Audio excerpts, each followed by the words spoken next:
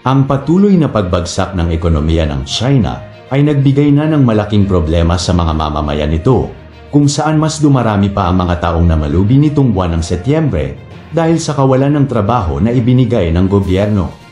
Ang mga kaganapang ito ay nagbigay ng malaking kahihiyan kay Pangulong Xi dahil habang tumatagal ay mas lumalawak ang bilang ng mga taong natutulog na lang sa kalsada at walang makain. Karamihan sa mga taong ito ay naglilimos na lang sa mga taong dumadaan upang maitawid ang gutom na kanilang nararamdaman. Ang mga ugat ng mga problema sa ekonomiya ng China ay maaaring masubaybayan pabalik sa isang kombinasyon ng mga kadahilanan, kabilang ang isang pagbagsak ng sektor ng real estate at isang pagbabago sa patakaran ng gobyerno patungo sa mga high-tech na industriya. Sa nakalipas na isang dekada, ang China ay talaga namang umasenso ng todo dahil sa pagdami ng mga import at export nito sa ibang mga bansa. Gayunpaman, mula nang tumama ito noong 2018, ang sektor na ito ay nasa freefall na pinalala ng pandemya ng COVID-19. Sa unang bahagi ng 2024, bumagsak ang benta ng ari-arian ng higit sa 20% kumpara sa mga nakaraang taon na humahantong sa malawakang pagkawala ng trabaho at kawalan ng katiyakan sa pananalapi sa mga pamilyang umaasa sa mga pamumuhunan sa real estate. Agad tumugon ang gobyerno ng China dito at ipinatupad ang patakarang 30 linya na naglalayong bawasan ang mga panganib sa mga developer ng ari-arian na may utang sa loob ng gobyerno. Sa kasamaang palad, ang pamamaraang ito ay nagresulta sa pinaliit na pamumuhunan sa tirahan at hindi epektibong natugunan ang mga pinagbabatayan na isyu na sumasalot sa ekonomiya. Bilang resulta, maraming mamamayan ang nahaharap ang kanilang sarili sa mahirap na sitwasyon sa pananalapi na nahihirapang matugunan ang mga pangunahing pangangailangan tulad ng pagkain at tirahan. Ang pagbaba ng ekonomiya ay may malalim na kahihinatnan sa lipunan. Ipinahihiwatig ng mga ulat na lumala ang bilang ng mga tao na nagpapalimos bilang paraan upang mabuhay. Ang mga pampublikong espasyo sa mga pangunahing lungsod ay nakakakita ng mas maraming individual na humihingi ng pera o pagkain na nagpapakita ng lumalaking pakiramdam ng desperasyon. Ang hindi pangkaraniwang bagay na ito ay hindi lamang nakahiwalay sa mga urban na lugar, subalit nararamdaman din ng mga komunidad sa kanayunan ang epekto nito habang bumababa ang presyo ng agrikultura at lumiliit ang mga oportunidad sa trabaho. Ang mga survey na isinagawa sa nakalipas na mga taon ay nagpapakita ng matinding pagbabago sa damdamin ng publiko tungkol sa kagalingan sa ekonomiya. Noong 2014, isang malaking porsyento ng GDP ang sumagot sa lahat ng problema ng Beijing na nagpapakita ng biglang pagyaman nito sa mga panahong iyon. Gayunpaman, noong 2023, ang bilang na ito ay bumaba sa 39% na nagbigay ng malaking kaba kay Pangulong Xi. Ang kapansin-pansing pagbaba na ito ay binibigyang diin ang lumalagong pesimismo sa mga mamamayang Tsino tungkol sa kanilang pinansyal na kinabukasan at pangkalahatang kalidad sa buhay. Sa kabila ng nakababahala na sitwasyong ito, naging mabagal ang pamahalaang Tsino sa pagpapatupad ng mga agresibong hakbang upang pasiglahin ang pagbangon ng ekonomiya. Pinuna ng mga analyst ang mga awtoridad dahil sa kanilang kawalan ng mapagpasyang aksyon sa pagtugon sa krisis.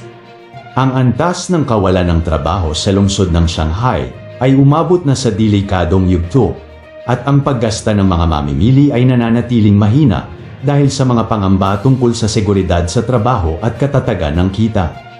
Nito lamang buwan ng Setyembre, habang ang ilang opisyal ng gobyerno ay nagpapanatili ng optimismo tungkol sa pagkamit ng 5% ng GDP na target na paglago, subalit napakahirap nitong maabot dahil sa pag-alis ng mga Amerikanong mamumuhunan sa bansa at dahil sa patuloy na pagtaas ng mga tensyon sa pagitan ng China at Estados Unidos.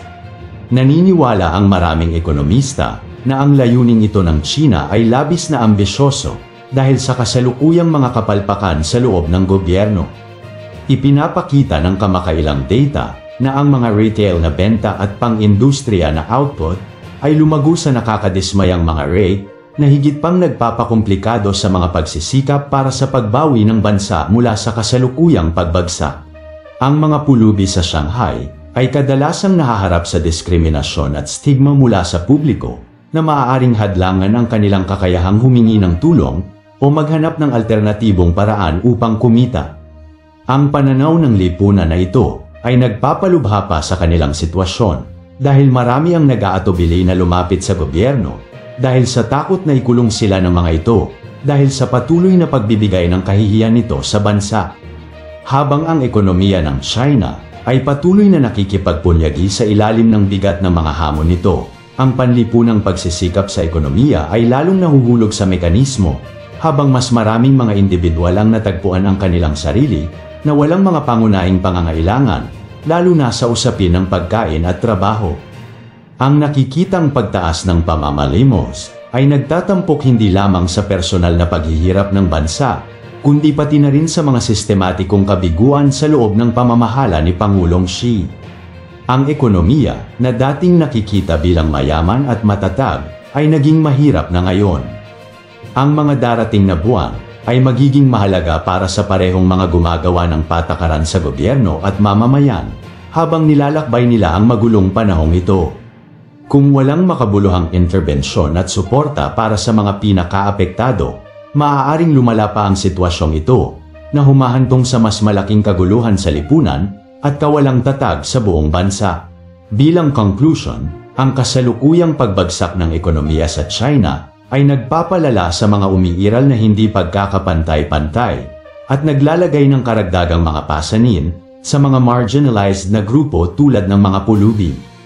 Habang ang gobyerno ay nakikipagbuno sa mga reforma sa ekonomiya na naglalayong isulong ang paglago at katatagan, dapat din itong harapin ang panlipunang implikasyon ng mga patakaran nito sa kahirapan ng bansa.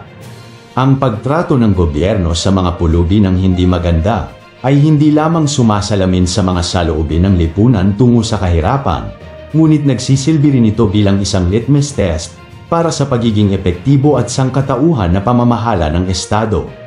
Sa pag-navigate sa masalimuot na tanawin na ito, ay mahalagang kilalanin ng mga gumagawa ng patakaran na ang pagtugon sa mga pangangailangan sa mga mahihinang populasyon ay mahalaga sa pagkamit ng napapanatiling paglago ng ekonomiya.